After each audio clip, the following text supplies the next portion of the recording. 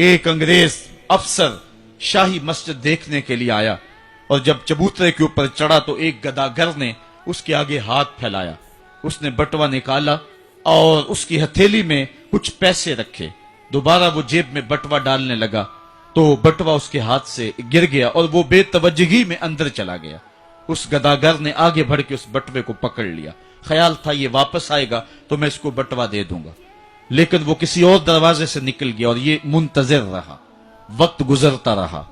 1 سال گزرنے کے بعد وہ دوبارہ پھر آیا. اس کا کوئی دوست اسے ملنے آیا تھا انگلستان سے، اس کو شاہی مسجد دکھلانے کے لیے وہ پھر آیا. یہ گداگر وہاں بیٹھا ہوا تھا. اس نے پہچان لیا. کہا صاحب 2 لمحوں کے لیے رکیے، مجھے آپ سے ضروری کام ہے.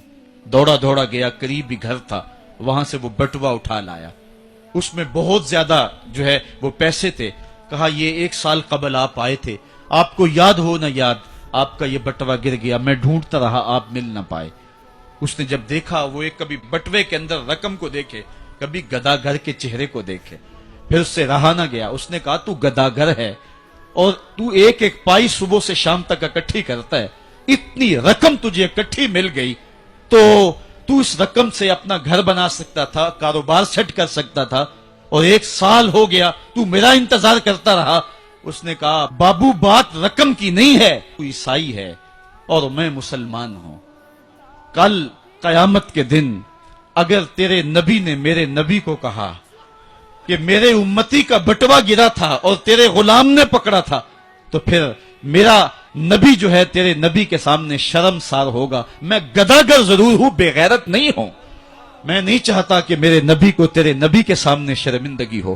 یہ تو گداگروں کی کہانی ہے. آج شاہوں کی کہانیاں سناؤں تو کلیجہ منہ کو آئے.